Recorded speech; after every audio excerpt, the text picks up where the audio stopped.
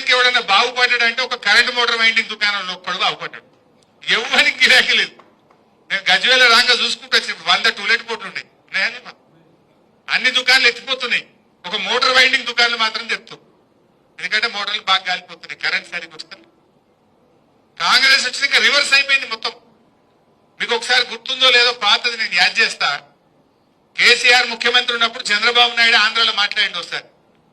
అరే ఒకప్పుడు ఆంధ్రలో ఎకరం అమ్మితే తెలంగాణలో 10 ఎకరాలు వచ్చు, కానీ 10 ఏళ్లలో కేసీఆర్ ముఖ్యమంత్రి అయినాక ఇప్పుడు తెలంగాణలో ఎకరం అమ్మితే ఆంధ్రలో 10 ఎకరాలు వస్తుంది అని ఎవరన్నారు? చూసిండ్రా మీరందరూ? ఇప్పుడు రేవంత్ రెడ్డి వచ్చి 2 ఏళ్లు కాలే, సీన్ రివర్స్ అయింది. అయిందాకా లేదా? మొన్న నేను సిద్దిపేట పోయినా, గంగాపూర్ అని చిన్నకోడూరు మండలం గంగాపూర్ ఊరికి పోయినా. ఒక మన కార్యకర్త చనిపోతే మాట్లాడించడానికి పోయినా. కొద్దిసేపు మాట్లాడినాక కూర్చున్నాం. ఏం సంగతి అన్నాక ఎరువులు ఈ బాధలన్నీ చెప్పుకుంటా ఎవడైనా లగ్గం ఉండి అమ్ముకుందామంటే భూమి అమ్మతలేదు సార్.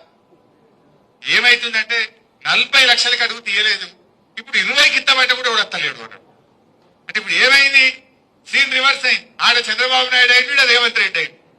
ఇప్పుడు ఏమైతుంది? ఇప్పుడు మళ్ళా ఆంధ్రలో ఎకరం అమ్మితే తెలంగాణలో 2 ఎకరాలు వస్తుంది.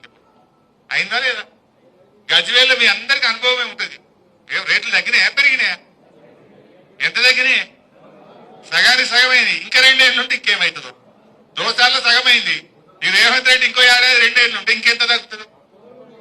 బేరాలు బంధు, కార్లు గుంజుకపోతుర్రు, మోటార్ సైకిళ్లకు ఇన్స్టాల్మెంట్లు లేవు, దుకాన్లు బంద్ అయిపోయినాయి, డీజిల్ కు పైసలు లేవు, బేరాలు లేవు, కొత్తగా ఇల్లు కట్టేవాడు లేడు, ప్లాట్ కొనేటోడు లేడు. ఎవడన్నా అవసరం పడి భూమి అమ్ముకుందామంటే కొనే దిక్కు లేదు. నిజమేనా?